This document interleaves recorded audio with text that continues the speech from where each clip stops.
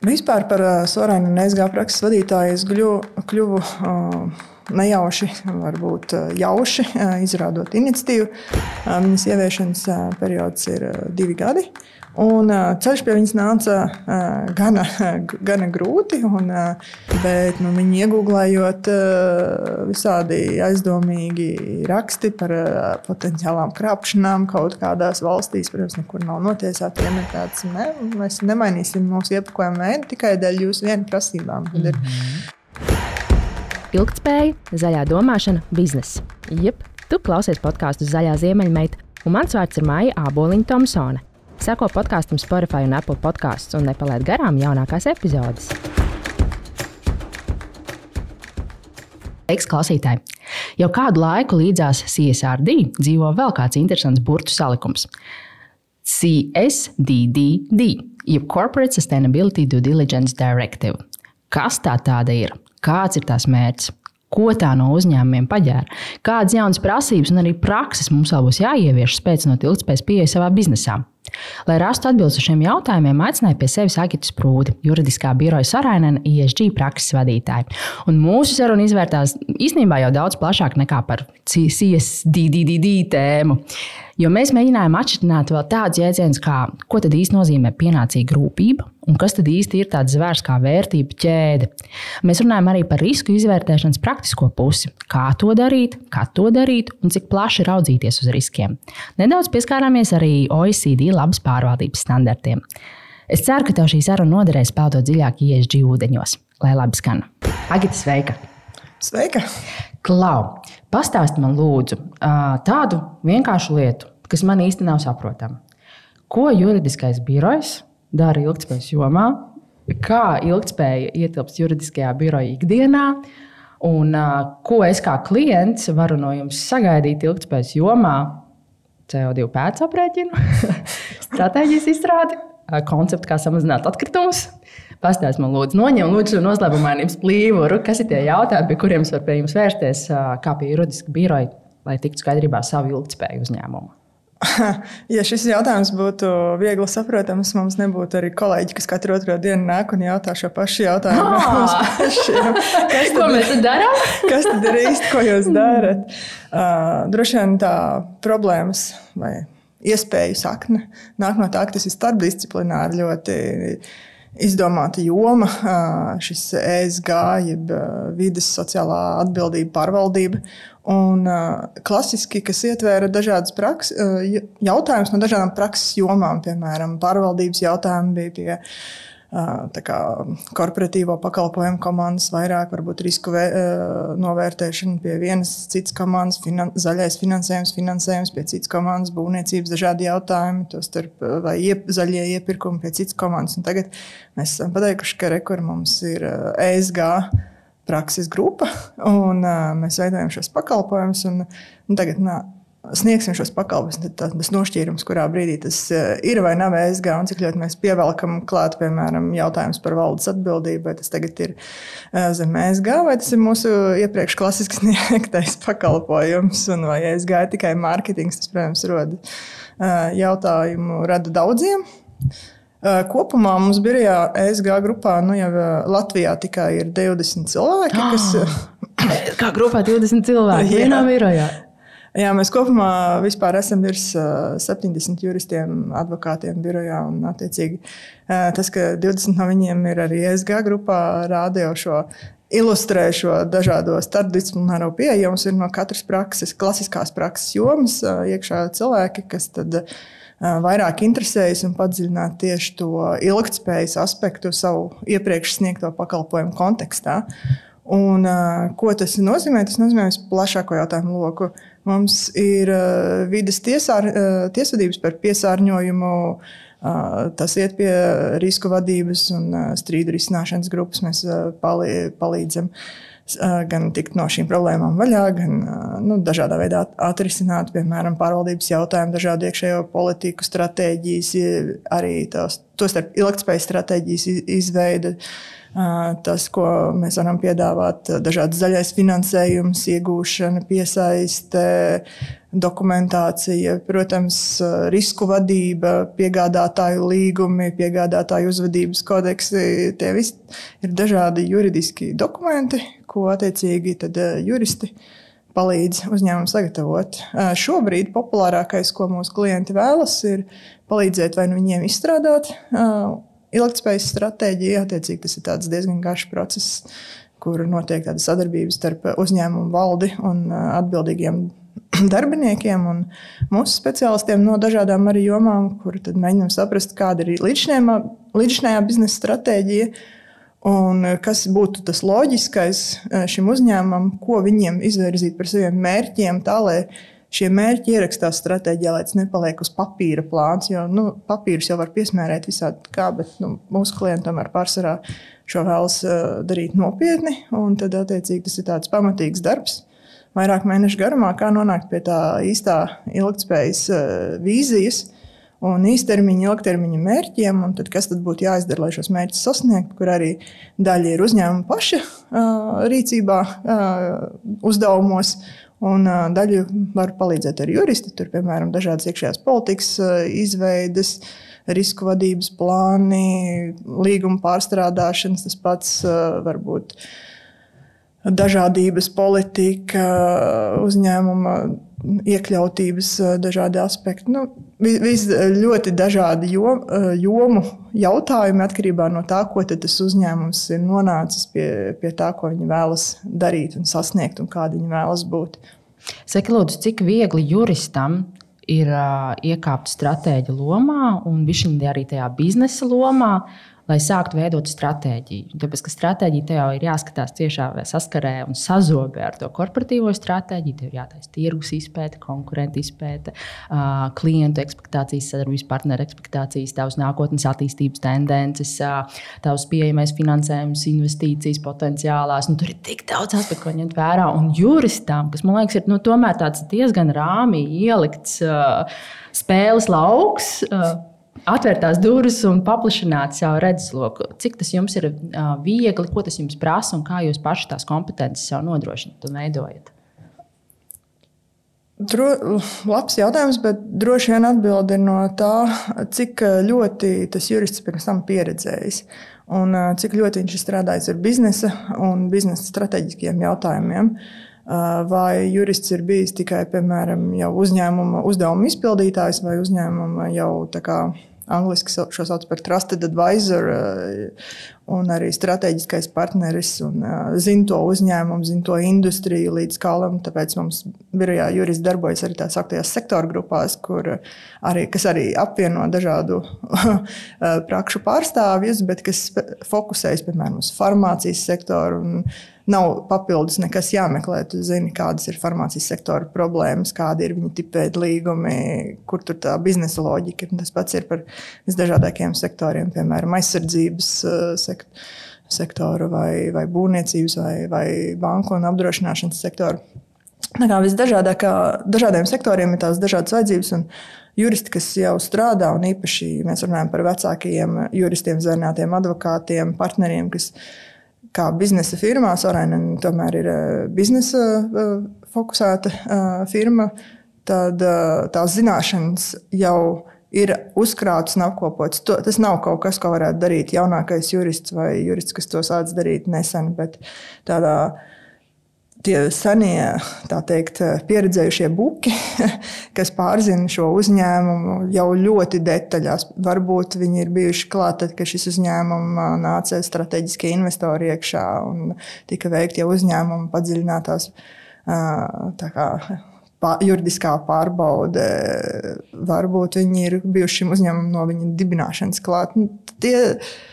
Cilvēki, kas strādā ar šiem jautājumiem, ar biznesa jautājumiem un klāt kā uzņēmumiem jau kā strateģiskie partneri, viņi viens jau zina šo uzņēmumu, viņi zina šo industriju. Un arī, piemēram, ja pie mums atnāk jauns klients, kas nav ar mums strādājis, bet viņš ir no šīs pašas industrijas, tad nav tik grūti norientēties un kļūt par šo strateģisko partneri un palīdzēt arī ievirzīt tajā ESG jomā ilgtspējas jautājumos. Jo ilgtspēja ir kaut kas, ko varbūt mēs esam paši piemācījušies klāt, jo nav vai darot jau pēdējos dažus gadus, jo tas nav tik sens tieši no juridiskā viedokļa ietvers, vairāk filozofisks tas bija un strateģisks. Tā kā ir gana daudz pieredzējuši juristi, kas to spēj darīt, bet tas noteikti nav jaunākie juristi vai nesen kvalificēti juristi. Tu pati esi Sorainen ESG prakses vadītāja. Vai tie 20 kolēģi ir tā kā tava komanda, kur tu uzraugi un pieskati? Jā un nē. Birojā tā hierarhija ir varbūt mazliet citādāka, bet katrā ziņā es esmu atbildīga par šo strateģisko vīziju, attīstību, tendencēm, uzraudzīt darbu, saprast, kur būtu kas jādara, organizēt aktivitātes, saprast, kuram projektam kādu komandu savākt no šiem 20 cilvēkiem, pie kura cilvēka labāk šis jautājums aizietu. Tas ir tas, ko es daru. Es neesmu viņa tiešais priekšnieks, viņa tiešie priekšnieki. Kurš elpo pakausī. Kurš elpo pakausī. Bet arī vispār mūsu darbiet ir super un mums nav tāda izteikta hierarhija klasiska. Ko tev pašai tas prasīja apgūt šo ESG sfēru? Jo tas tomēr bija kaut kas it kā klātesošs, tāpat laikā, lai to saliktu, sastrukturizētu, apkopotu un justos komfortabli arī ar jauno amatu. Un es negribu teikt birku, man ļoti nepatīk tas vārds birka, bet nes to karogu, ESG karogu. Ko tas tev pašai prasīja no tevis, tev laika ziņā, zināšanas ziņā, sagatavošanās ziņā? Vispār par Sorainen un ESG prakses vadītāju es kļuvu nejauši, varbūt jauši, izrādot iniciatīvu. Līdz šim es pamatā nodarbojos ar tiesvedībām risku vadību, un kā tiesvedības risku vadības arī to starp atbilstības, jeb compliance speciālists jau ir noteikts jomas par uzņēmumu tiem risku sadaļām, kuras jau ir zināmas. Tāpat ir gana liela pieredze jau vidas tiesvedībās, uzņēmuma valdes atbildības jautājumos. Un laika gaitā arī dabīgi nāca interesi par klimata tiesvedībām, kas notiek pasaulē skatoties tendences. Un tas tādā organiskā veidā pārtapa arī to, ka kļuvu par šīs jaunizveidotās prakses grupas vadītāju. Un komanda paši atsaucās. Mums bija vienkārši uzsaukums un visi, kurus tas interesē. Un tur izrādījās ļoti daudz cilvēku pieteicās. Bet, protams, ka sākums varbūt norientēties, kas mums ietilpst, kā jomas vispār, kur ir regulējums, tā sadrumstalotība, jo ko es vispār zināju par finansējumu regulējumu, tai brīdī neko. Tad tas prasīja kādu laiku, bet mums ir regulārs ik mēneša sapulces, kur dalāmies ar jaunumiem, skaidrojam kādus interesantus aspektus, ko vajadzētu citiem zināt. Tīri tā, lai veidot vispārējo kopējo pieredzi arī. Kas ir tavs lielākais izaicinājums tavā ikdienas darbā? Atrast visam laiku un to balansu. Un nedarīt visu pašam. Tāpēc ir tā komanda, un komanda ir lieliska. Un 20 cilvēki spēj izdarīt daudz vairāk nekā, ja es mēģinātu to darīt viens pats. 20 cilvēki tā ir diezgan vērā ņemams spēks aiz tevis un pie tevis. Un tā ir tikai Latvijā. Mums ir reģionāla komanda un projektos, kur mēs konsultējam klientus par Eiropas līmeņa jautājumiem. Mēs pamatā strādājam tādās jauktās komandās, kur gan kolēģi no Lietuvas, gan Igaunijas, gan Latvijas pieslēdzas un šiem klientiem sniedz padomu. Maza reklāmas pauzīte. Vai zini, ko es daru ikdienā? Palīdzu lieliem un maziem uzņēmumiem ar ESG jautājumiem. Mans spēks ir ESG audits un uzņēmuma atbilstības ISRD prasībām, ESG stratēģija un ilgtspējas ziņojumu. Ieskaties ziemeļmed.com un uzzini vairāk, kā varu tev palīdzēt ar ESG jautājumiem. Vai raksti man uzreiz maija@ziemeļmed.com un liekam galvas kopā, kā spēcināt ilgtspēju tavā uzņēmumā. Starp citu, es varu arī būt tavs mentors ilgtspējas tēmā vai vienkārši skats no malas, kas iedos profesionālu vērtējumu par taviem ilgtspējas mērķiem, procesiem, ziņojumu vai komunikāciju. Bet tagad gan atpakaļ pie sarunas. Līdz šim mēs podkāstā esam vairāk kārt pievērsušies jautājumam par CSRD. Taču jau labu laiku blakus CSRD ir vēl tikpat seksīgs burtu savienojums CSDD. Kā man patīk teikt. Un nesen es arī lasīju tādu ļoti foršu salīdzinājumu, ko pat īstenībā bija publicējusi pati Eiropas komisija. Kad ja CSRD mērķis ir piespiest uzņēmumus atklāt ilgtspējīgu informāciju un vispār šo ilgtspēju uzņēmumos ieviest, tad CSDD savukārt tad ir tas veids, kā tad panākt, ka reāli tiek šīs pārmaiņas arī īstenotas pēc būtības, pēc jēgas un pēc tādiem labas prakses principiem, kas reāli piespiež darīt kaut ko plašākā mērogā. Vai tu lūdzu vari mums pastāstīt, kas tas tāds CSDD ir un kā tad ir patiesībā tās direktīvas mērķis? Kā, vai tas nav kļūdaini uzrakstīts Ceļu satiksmes drošības direkcijas nosaukums? Es saku, CSDD? Jā, jo tā sākumā latviešu valodā meklēt informāciju, tad viss lec ar mūsu satiksmes drošības organizāciju. CSDD ir Corporate Sustainability Due Diligence, kas latviski tulkotos kā korporatīvās pienācīgas rūpības pienākums attiecībā uz ilgtspēju. Tā laikam viņa tiek tulkot. Un tā ir direktīva, kas pat ir pieņemta un stājusies spēkā. Viņas ieviešanas periods ir 2 gadi. Un ceļš pie viņas nāca gana grūti. Un tas sākotnējais piedāvājums, kas tika publicēts jau šķiet gandrīz pirms 2 gadiem, bija viens. Un tas kārtīgi nobaidīja uzņēmējus un lika viņiem trūkties.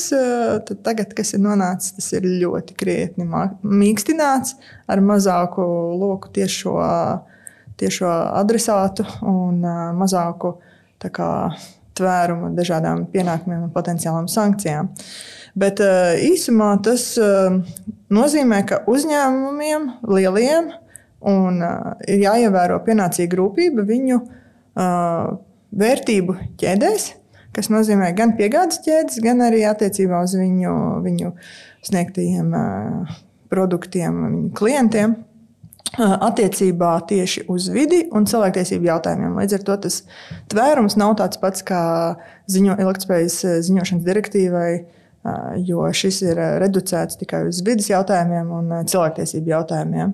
Un ko tas nozīmē, ievērot pienācīgu rūpību? Tas nozīmē, ka pievērst uzmanību tam, ko dara jūsu piegādātāji vai tie, kuriem jūs esat piegādātājs.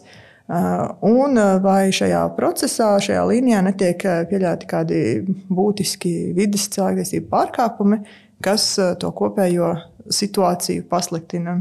Šobrīd tas mērķis ir panākt to, ka uzņēmumi vairs nepievēr acis uz to, ka, piemēram, viņu izmaksu optimizācijas rezultātā tiek nodarbināti rūpnīcās zematalgoti darbinieki, piemēram, Bangladešā, vai ka meži, kuru koksni iegūst, ir visi certificēti, ka atkritumi tiek novadīti nevis pareizā veidā, nevis izgāsti tuvākajā grāvī.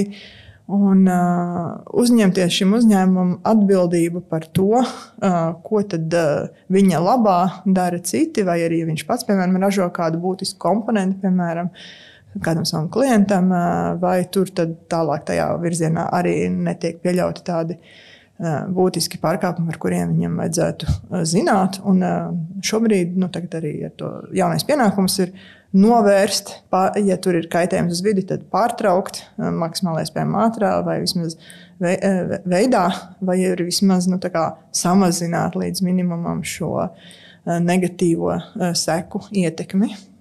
Vai tu vari lūdzu mums palīdzēt atšķitināt tā līdz kodolam šos divus jēdzienus - pienācīga rūpība un vērtību ķēde?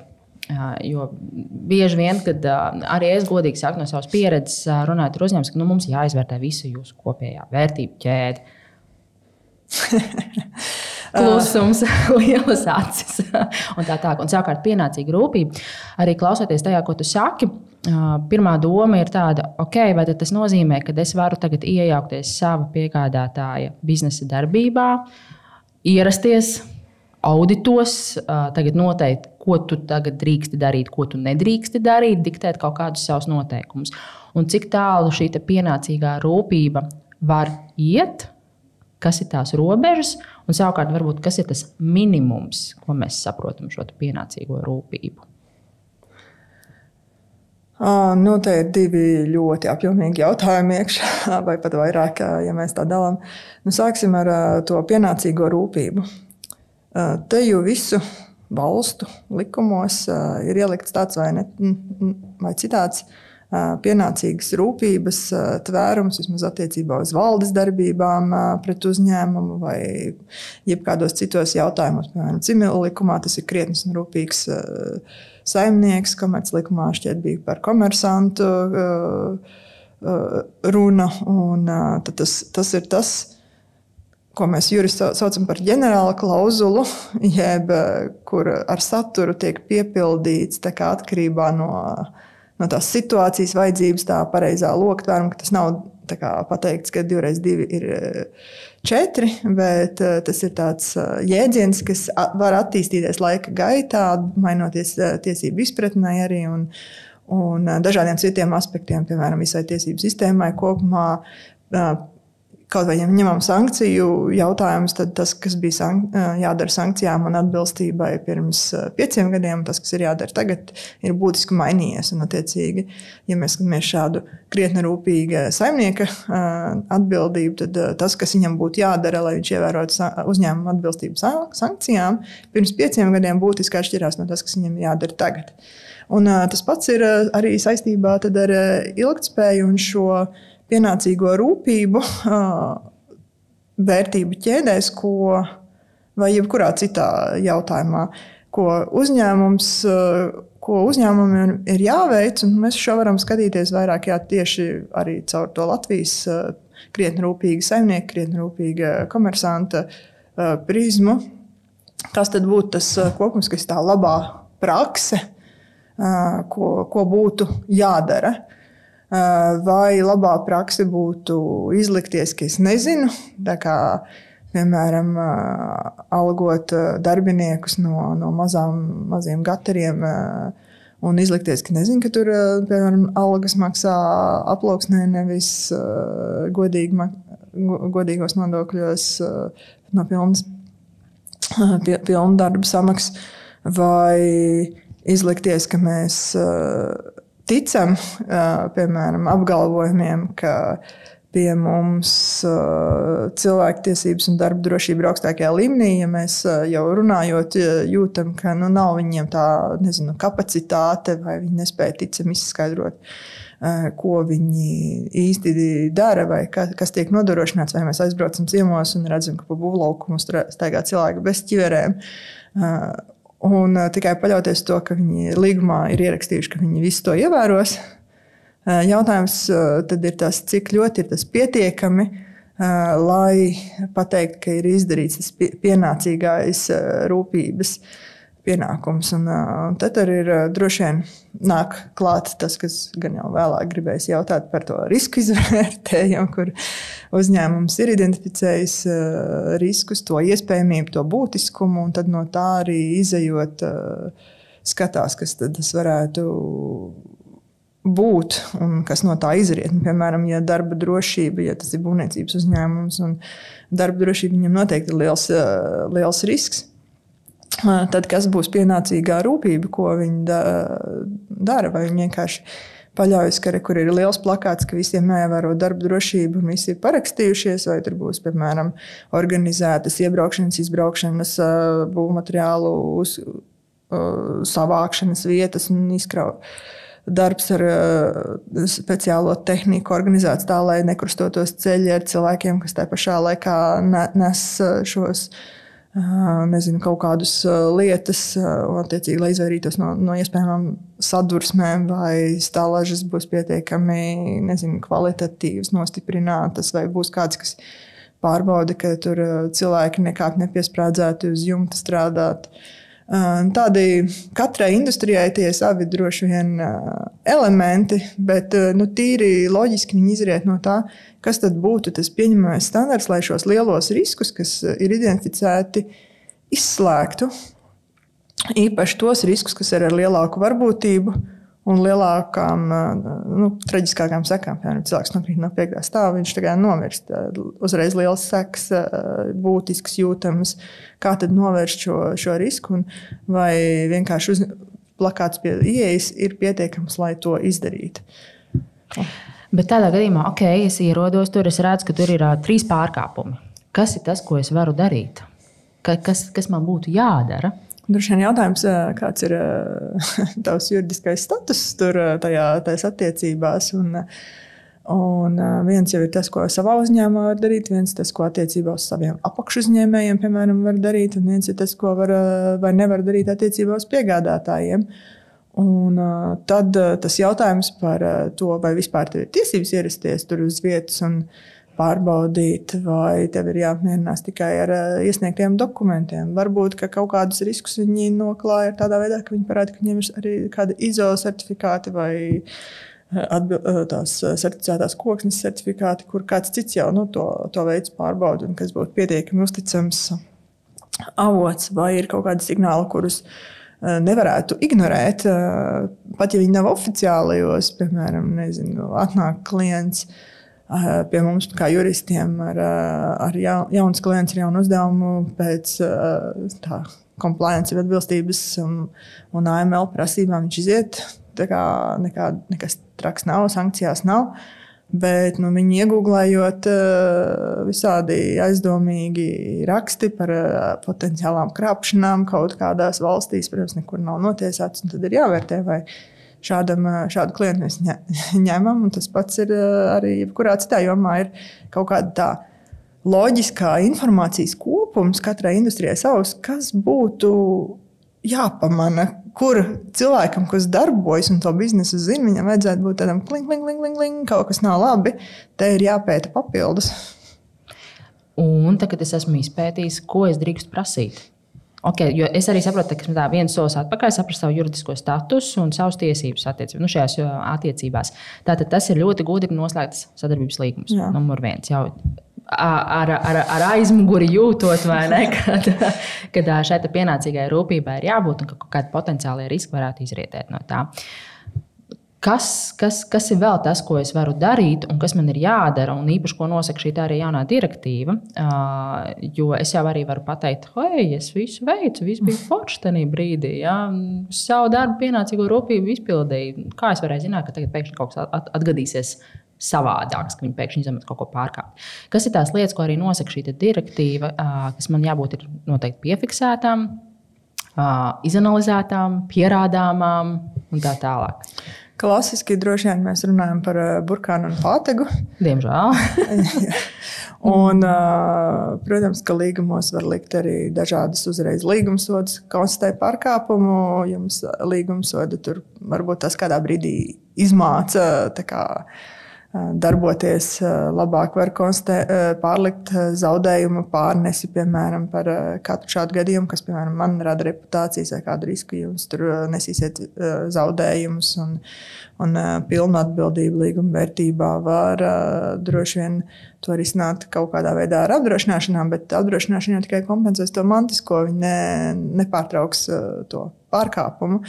Protams, tā tiesības rakstīt, lūdzu, pārtrauciet šo pārkāpumu un ieguldīt kādās apmācībās saviem pakalpojumu sniedzējiem, stāstīt, kas ir pieņemama rīcība, nav pieņemama rīcība, kā varētu labāk izskaidrot, kāpēc mēs tā darām, kāpēc mēs tā nedaram, kur ir tas ieguvums, ko atsevišķi uzņēmumi arī praktizē. Viņi brauc pie saviem piegādātājiem, taisa regulāras apmācības, piemēram, par darba drošību vai atbildīgu rīcību. Tad varbūt arī dažādi praktiskie tie palīgi līdzekļi, ko palīdz ieviest. Nezinu, tur ir lielie uzņēmumi, bet jautājums, vai uzņēmumi, kurš pērk lētu pakalpojumu, vai viņam ir gribas tā investēties. Un, protams, ka vienmēr jau var teikt, ja tas pakalpojums sniedzējs ir aizstājams, ka mēs ar viņu izbeidzam attiecības, ņemam citu, kurš grib to darīt. CSDD direktīva kopumā saka, ka vajag sniegt atbalstu savā piegādes ķedē iekļautiem uzņēmumiem, īpaši mazajiem vidējiem, un palīdzēt viņiem izpildīt šīs prasības un īstenot. Attiecīgi tas prasīs kaut kādu rīcību no lielajiem uzņēmumiem. Un ka kopumā līguma izbeigšana šādos gadījumos ir iespējama, bet tam vajadzētu būt tam pēdējam solim, tad, ja kaut kas cits nav izdevies. Protams, ka jā, mēs prasam, lai transporta pakalpojumu sniedzējs ievēro darba drošības jautājumus un pienācīgu atpūtas laiku. Viņi to ignorē vienreiz, viņi to ignorē otro reizi. Jautājums, cik daudz tur var izdarīt, tad ir varbūt vienā brīdī jāpārtrauc tās attiecības. Tad ir jautājums, vai jūs līgums vispār ļauj bez sankcijām. Īpaši tas ir kāds ilgtermiņa sadarbības līgums, varbūt tur ir liels sankcijas par to, ja līgums tiek pārkāpts uz šāda pamata. Tas arī ir tas varbūt līguma sakārtošanas nepieciešamība pārskatīšana. Kas notiek tajos gadījumos, kad es kā uzņēmums esmu savā ziņā ķilnieku lomā, jo mans piegādātājs, mans sadarbības partners nodrošina tādu veidu pakalpojumu vai resursu vai preci, kas ir gana reta, gana maz pieejama tirgu un par tādu cenu, kuras varu atļauties? Between rock and hard place. Ir dzirdēti arī šādi gadījumi, kur uzņēmēji, piemēram, vēlētos panākt vairāk vidē draudzīgu iepakojumu, bet viņi ir salīdzinoši mazi, salīdzinot ar tiem, kas piegādā produktu. Tiem ir tāds, mēs nemainīsim mūsu iepakojumu veidu tikai dēļ jūsu vienu prasībām. Tad ir varbūt iespējams kādas industrijas kopā asociācijas, interešu pārstāvība, kura protams, balansējot uz konkurences tiesību, tur robežas, bet asociācijas var izdot, piemēram, vadlīnijas, pārstāvēt biedrus arī šādos jautājumos, paust viedokli. Jūs neesat vienīgais, kas to dara. Tas tāds varbūt Latvijā mazāk izmantots rīks. Ir gan nozares, piemēram, Likt ir ļoti aktīva asociācija un vēl dažas. Tā kā labas atbildes droši vien, ja tas ir jūsu vienīgais strateģiskais piegādātājs un jūs neko nevarat tur mainīt viņa rīcībā, tad ir droši vien savā risku plānā jāsaprot, ko jūs vēl varat darīt, vai jums ir kādi nodrošinājumi jātaisa un vai var mēģināt šī piegādātāja rīcību mainīt citā, piemēram, sadarbojoties ar citiem tirgus spēlētājiem ar līdzīgām problēmām. Saki, lūdzu, pēc tavas pieredzes strādāt ar uzņēmumiem, kāda ir tava sajūta, cik realistiski šī direktīva tiks īstenota pēc būtības, pēc reāliem tiešām auditiem, klātienes vizītēm, reālām pārunām, vai tomēr tas būs tāds checklist no uzņēmuma puses, ko viņš atsūta savam sadarbības partnerim, piegādātājiem ar jautājumiem. Vai tu nodrošini pietiekamu darba drošību? Vai tu esi tur pārliecinājies par punktu A, B, C? Un es tādu anketu aizpildu, visi teksti ir, pārakstu, aizsūtu atpakaļ. Lielais uzņēmums saka, paldies, rekurs esmu saņēmis apliecinājumu, tā viss kārtībā ir. Auditi notiek aizvien biežāk, un tā ir tendence, kur palielinās. Un paši uzņēmumi, lieliem uzņēmumiem varbūt pat ir, kuriem ir tūkstošiem to piegādātāju, viņiem varētu būt arī problēmas ar resursiem, kā tos visus apmeklēt un vai visus vajag. Tad noder tas identificētais risku plāns ar ietekmi un iespējamību, kur tad droši vien sāk prioritārā secībā tos nozīmīgākos apmeklēt, bet auditi notiek aizvien biežāk, un tie var būt gan auditi klātienē uz vietas, gan varbūt virtuāli auditi, lai, piemēram, pārbaudītu tur datu drošību vai līdzīgas sistēmas. Tie var būt arī apakšu uzņēmēji, specializētu uzņēmēji nolīgti pārstāvji ar, piemēram, vides tiesību ekspertīzi, kas dodas un paskatās, bet auditi notiek aizvien biežāk. Es domāju, ka tas tikai ies priekš, jo pirmkārt šis varētu būt arī tieši vai netieši valdes atbildības jautājums, un valdes atbildības tas koncepts arī vispār attīstās, un tiesu praksa ne tikai Latvijā, bet visā pasaulē attīstās. Un attiecīgi tāda nopietna uzņēmuma valde ļoti rūpīgi pieiet tam, vai viņi ir izdarījuši pietiekami, lai pārliecinātos, un varbūt dažreiz pat izdara krietni vairāk nekā viņiem prasītu, bet, principā, lai piesaktu savu aizmuguri, ja kaut kas noiet greizi. Īstenībā tu tikko pavēri tādu jaunu lauku, jaunu biznesa nišu, ka mums auditori to tās sāks arī ļoti daudz augt, kas piedāvā šāds pakalpojums, ka tu vari doties uz tavu piegādātāju vietām un pārbaudīt, ko viņi dara. Tā ir tāda jauna biznesa niša starp citiem, kas vēl domā, ko darīt, kur attīstīties, kāds jauns pakalpojums piedāvāt klāt. Varbūt viņi kļūst mazliet populārāki, jo kopumā jau šādi pakalpojumi tiek sniegti. Būs lielāks pieprasījums pēc viņiem. Okay. Tik tālu mēs runājam tieši par piegādātājiem, bet tas otrs jēdziens tā vērtību ķēde. Jo mēs runājam par to piegādes ķēdi, bet tā vērtību ķēde. Jā, šis nav viegli atbildams, jo tagad man būtu jāpašķir un jāstāsta, kāds tad bija precīzi tas pēdējais wordings, jeb redakcija direktīvai, kas tika pieņemta, jo vēl nedēļu pirms viņas pieņemšanas vēl tika veikta labojuma, un tur tā definīcija ir uz rindkopu gara ar vārdiem, kas tiek mainīti pret sinonīmiem. Un šķiet, ka pēdējais pat bija nevis aizstāts value chains uz chain of activities, ko es pat nezinu, kā latviskot. Aktivitāšu ķēde.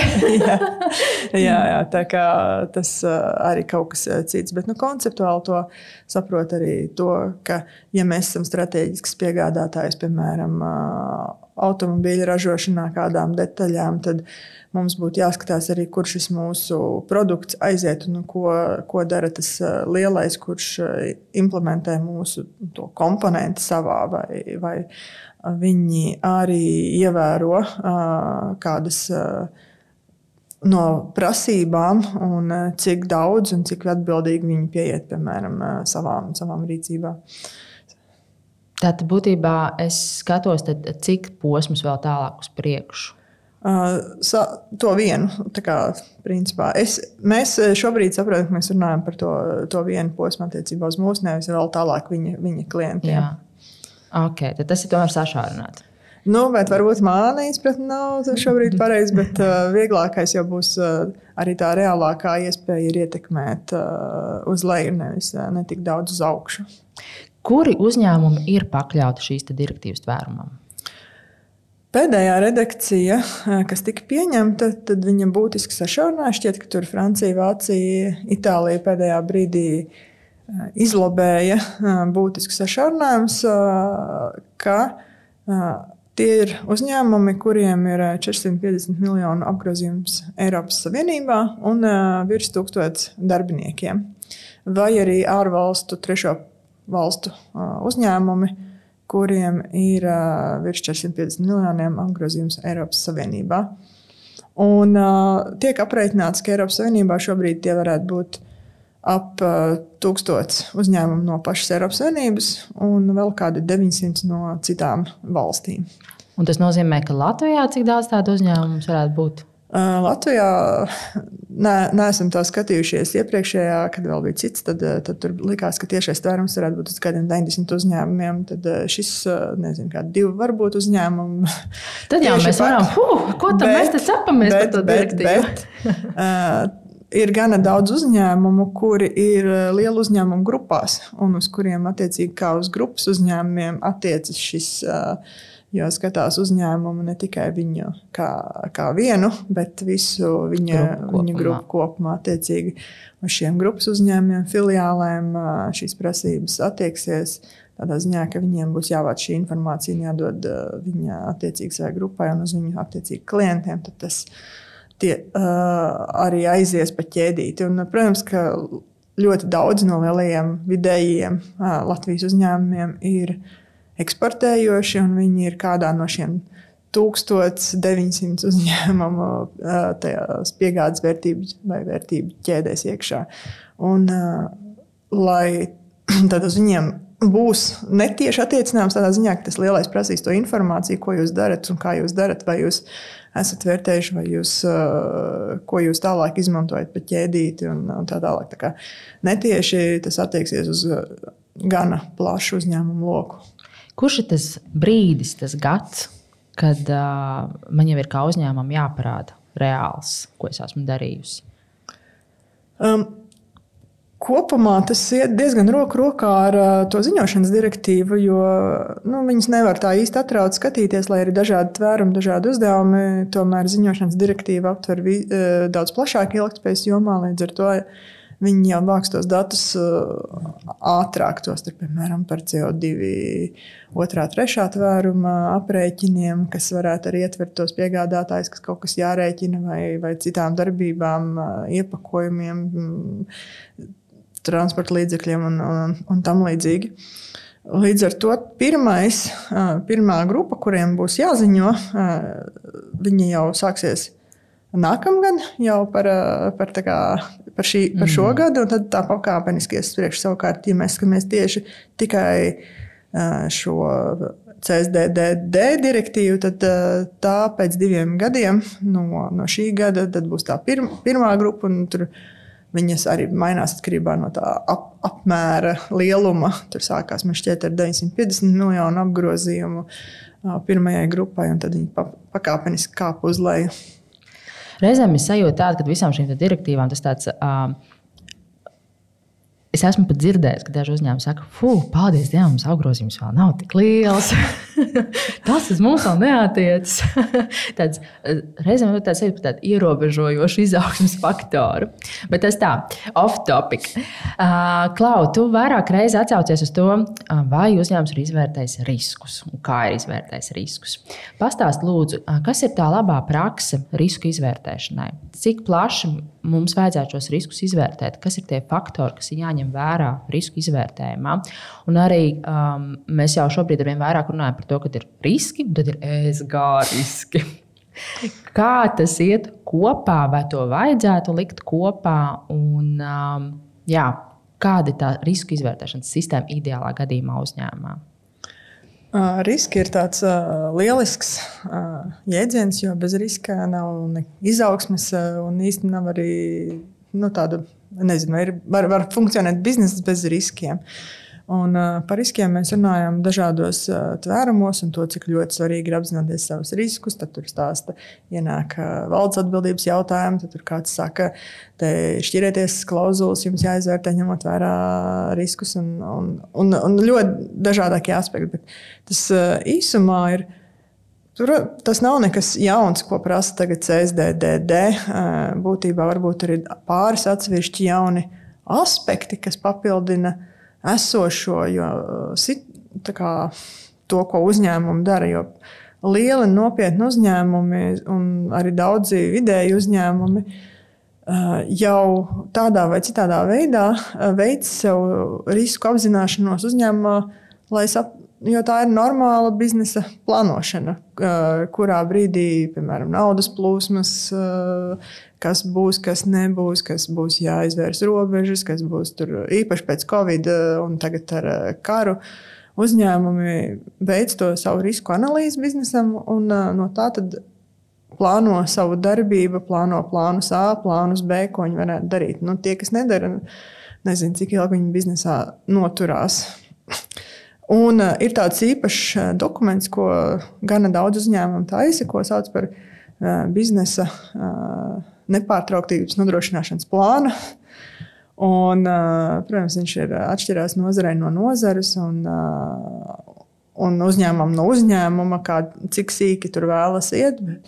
Bet tādā redzētos variantos tas ietver visdažādāko uzņēmumu risku analīzi, gan pārtraukumiem piegādes ķēdēs, gan dažādu pretiesisko darbību rīcību, gan dažādu pašu uzņēmumu darbībā, tur vielu noplūšanas darbinieku darba drošības pārkāpumus, visdažādākos riskus, kam pretī tad ir attiecīgi novērtējums šim riskam, kāda ir viņa iestāšanās iespējamība.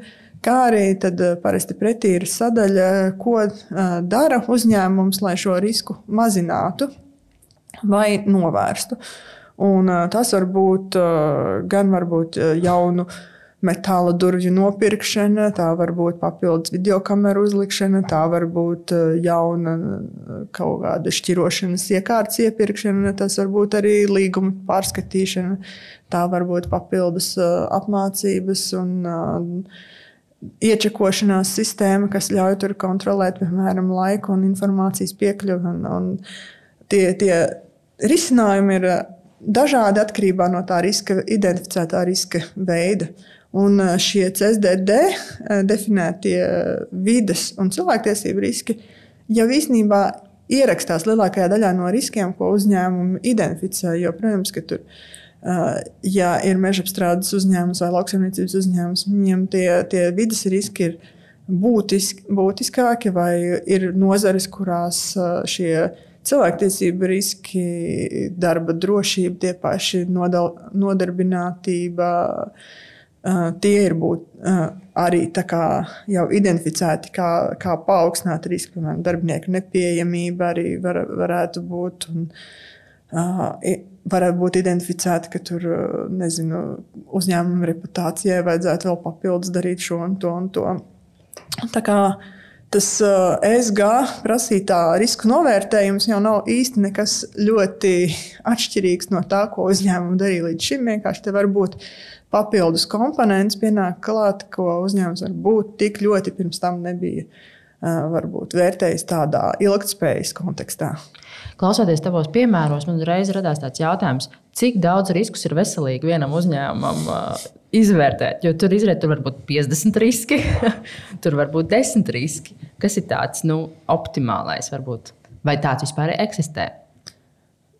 Tas atkarīgs no industrijas un uzņēmuma lieluma nav šķiet tāda optimālā, un arī tas atkarīgs, man liekas, no valdes piesardzības un to, cik ļoti rūpīgi viņi vēlas tajā ieiet. Jo ir redzēti, tie plāni, kas ir redzēti, ir ļoti, ļoti detalizēti, un viņi izstrādā ilgi. Tur ir tādas lietas pat kā iekļauts kā metāla skapji, elektrības pārāvuma, papildus ģeneratoru. Un tas ir tikai birojam ar Office un uzturētu IT sistēmu. Tā kā to risku izvērtējums ir droši vien jāatrod kaut kāds balanss, kas tam katram uzņēmumam dara. Jo droši vien lielāks, nopietnāks uzņēmums, jo viņam ir varbūt viena pieeja, īpaši, ja mēs runājam te valde un viņi savu atbildību vēlas tā kā nosekt, iespējami pilnīgi. Un mazākam uzņēmumam varētu būt cita tā pieeja. Nevelti arī tā CSDD direktīva runā par to, ka varētu taisīt risku matricu un viņus vērtēt pēc būtiskuma un iespējamības. Vai ir kāds piemērs, vai ir kāds instruments, vai ir kādas vadlīnijas, kuras es kā uzņēmējs varu izmantot, paskatīties, ja es esmu sapratis to, ka līdz šim es ļoti konservatīvi piegāju šeit risku izvērtēšanai, pārsvarā gatavojot savu gada pārskatu, nominējot atsevišķus šos finanšu riskus un izaugsmes riskus. Bet, ja es tagad vēlos pirmo reizi uztaisīt tādu pamatīgu risku analīzi, vai ir kaut kas, kur es varu pastīties arī to labo piemēru, kā tam vajadzētu izskatīties? Gan jau var aiziet pie savu juridiskā pakalpojumu sniedzēju. Šo to jau var atrast arī internetā kāds paraugs, bet internetā atrodamiem mēs vienmēr liekam to atrunu, ka izturieties piesardzīgi, jo par to, kas tur ir rakstīts, un izvērtējiet, kas tur rādās vai nerādās, tik ļoti tas jums piemērojams. Šo to var atrast internetā, un vispār tajā pakotnē CSDD direktīvai bija iecerē, un viņa joprojām ir tekstā palikusi, ka tā nāks kopā ar visāda veida sektora specifiskām vadlīnijām, paraugu līgumiem, lai atvieglotu šo darbu. Bet tas bija vēl tajā brīdī, kad viņiem aptvēra ļoti plašu uzņēmumu loku, kur bija virs 40 miljoniem apgrozījums un 250 darbiniekiem tajā brīdī. Līdz ar to tur bija tā doma, lai nebūtu pārāk liels šis administratīvais, birokrātiskais sloks ieviešanā, lai tāds uzņēmums jau ir gana liels, tad bija teksts, ka dažādas industrijas nāks klajā ar savām vadlīnijām, rekomendācijām, paraugiem.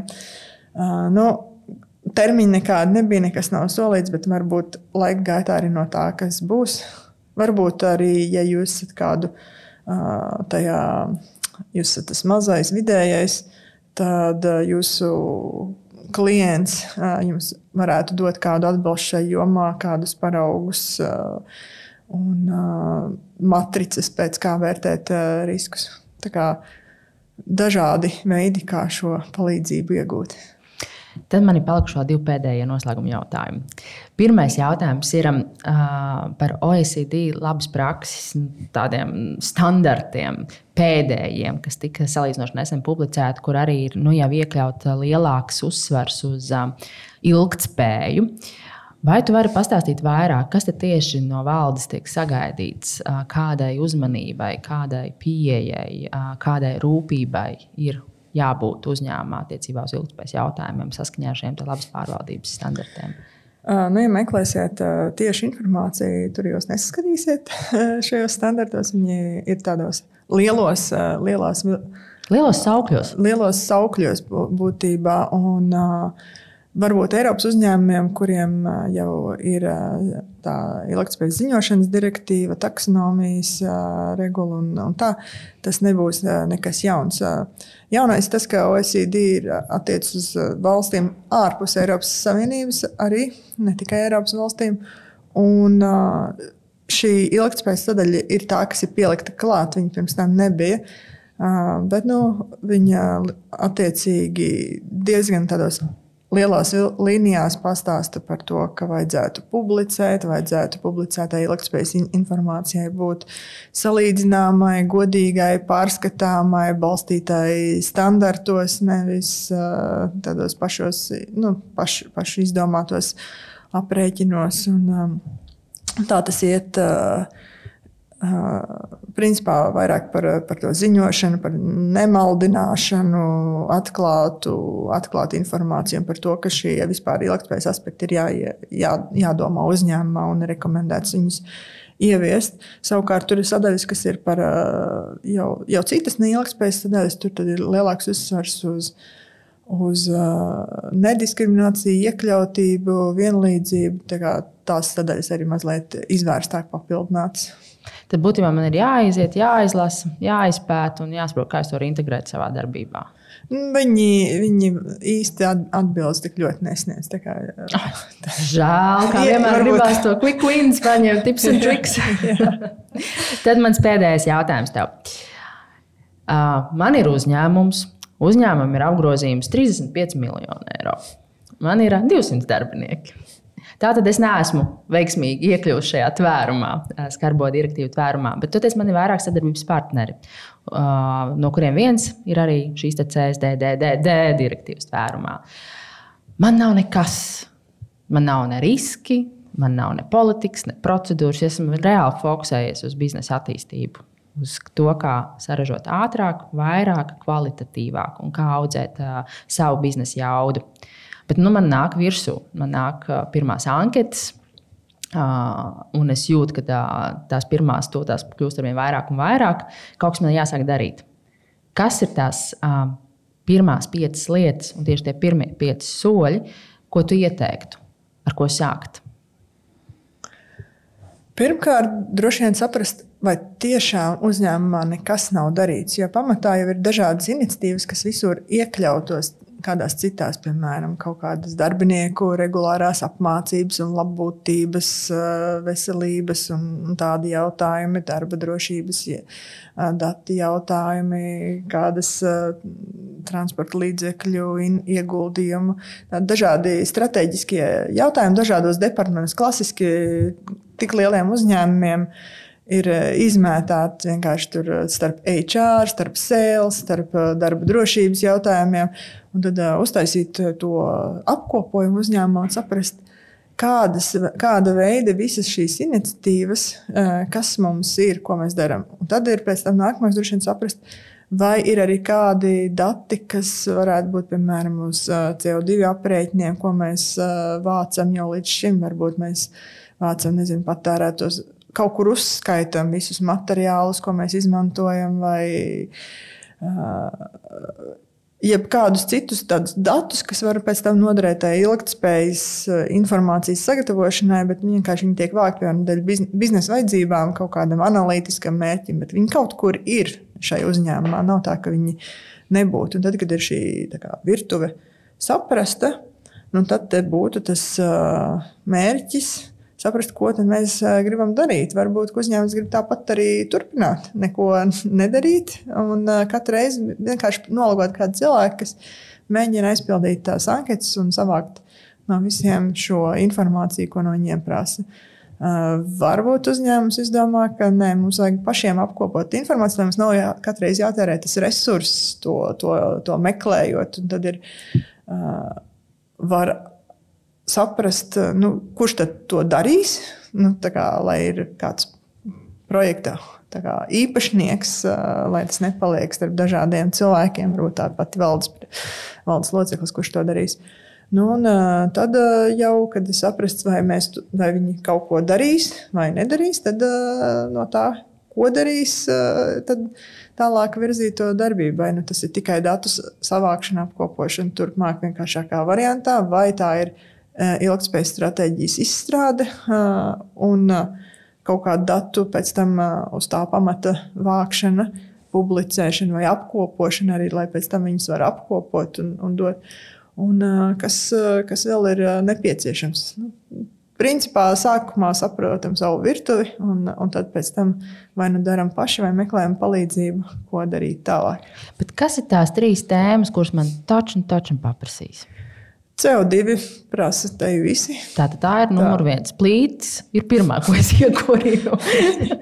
Jā, un tad ir no industrijām varētu būt vide, ļoti dažādas patēriņa resursi, atkritumi. Tas noteikts bloks, kur varētu būt vitāli svarīgi spēt parādīt, ko dara noteiktām industrijām. Klasiski vēl mums varētu būt ar cilvēku nodarbinātību, darba drošību, iekļautību, dažādību, vienlīdzību, atalgojumu atšķirībām, kas tādam plašākam Latvijas uzņēmumu lokam varētu tikt prasīti. Un no pārvaldības perspektīvas, kas ir tā top tēma? No pārvaldības, tur pilnvaras atskaitīšanās, lēmumu pieņemšana, cik ļoti tur valdei tas definēts, nedefinēts, sadalījums, atbildība, tas uzraudzība, lēmumu pieņemšanā, iespēja vienam tur kaut ko muhļīt ārā finanšu līdzekļus vai nē, tā pati ietvars vispār, kādā darbojas valde, vai attiecīgi, vai viņai ir, kas viņu vēl uzrauga, piemēram, padome vai nē, vai tikai šī pati valde, un cik ļoti viņi ir sadefinējuši savu lēmumu pieņemšanas kārtību un izsekojamību. Paldies tev, Agita, liels. Paldies tev liels par to, ka mums palīdzēja tikt skaidrībā ar vērtību ķēdi un pienācīgas rūpības jēdzieniem un šo CSDD. Un skaidrs, ka viens uzņēmējs, ja tev ir vajadzīga palīdzība, tad nebaidies vērsties arī pie juristiem. Arī juristi var palīdzēt ar ilgtspēju, ar ilgtspējas tēmām, ar ilgtspējas stratēģijas izstrādi, novērtējumiem, ESG risku novērtējumiem, būtiskumu jomu noteikšanu, arī dubulto būtiskumu droši vien tā skaitā, vai ne? Jā. Tā kā droši meklējiet Sorainen, Agitu Sprūdi un uz tikšanos nākamajā sarunā. Paldies, Agita! Paldies, ka uzaicināji! Paldies, ka biji kopā ar mums! Klausies podkāstu Spotify un Apple podcasts platformās. Savukārt, ja tavam uzņēmumam ir nepieciešams palīdzēt noorientēties ilgtspējas jautājumos un izstrādāt ilgtspējas stratēģiju, sazināmies www.ziemeļmeita.com.